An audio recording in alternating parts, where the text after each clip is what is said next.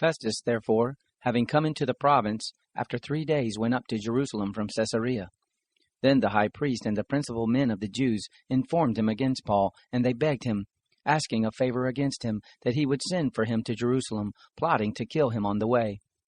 However, Festus answered that Paul was kept in custody at Caesarea, and that he himself was about to depart shortly. Let them therefore, said he, that are in power among you go down with me, and if there is anything wrong in the man, let them accuse him. When he had stayed among them more than 10 days, he went down to Caesarea, and on the next day he sat on the judgment seat, and commanded Paul to be brought.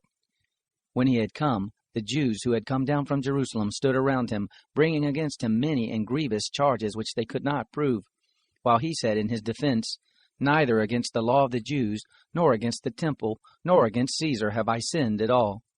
But Festus, desiring to gain favor with the Jews, answered Paul and said, Will you go up to Jerusalem, and there be judged of these things before me? But Paul said, I am standing before Caesar's judgment seat, where I ought to be tried. I have done no wrong to the Jews, as you also know very well. For if I have done wrong, and have committed anything worthy of death, I don't refuse to die. But if none of those things is true that these accuse me of, no one can give me up to them. I appeal to Caesar. Then Festus, when he had conferred with the council, answered, You have appealed to Caesar you will go. Now when some days had passed, Agrippa the king and Bernice arrived at Caesarea and greeted Festus. As they stayed there many days, Festus laid Paul's case before the king, saying, There is a certain man left a prisoner by Felix, about whom, when I was at Jerusalem, the chief priest and the elders of the Jews informed me, asking for a sentence against him.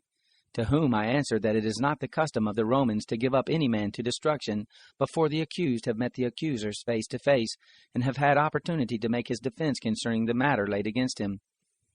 When, therefore, they had come together here, I didn't delay, but on the next day sat on the judgment seat, and commanded the man to be brought, concerning whom, when the accusers stood up, they brought no charge of such things as I supposed, but had certain questions against him of their own religion, and of one Jesus, who was dead, whom Paul affirmed to be alive. I, being perplexed how to inquire concerning these things, asked whether he would go to Jerusalem, and there be judged concerning these matters. But when Paul had appealed to be kept for the decision of the emperor, I commanded him to be kept until I could send him to Caesar. Agrippa said to Festus, I also would like to hear the man myself. Tomorrow, he said, you will hear him. So on the next day, when Agrippa and Bernice had come with great pomp, and they had entered into the place of hearing with the commanding officers and principal men of the city at the command of Festus, Paul was brought in. Festus said, King Agrippa, and all men who are here present with us, you see this man, about whom all the multitude of the Jews petitioned me, both at Jerusalem and here, crying that he ought not to live any longer. But when I found that he had committed nothing worthy of death, as he himself appealed to the emperor, I determined to send him, of whom I have no certain thing to write to my lord. Therefore I have brought him forth before you, and especially before you, King Agrippa, that after examination I may have something to write. For it seems to me unreasonable in sending a prisoner not to also specify the charges against him.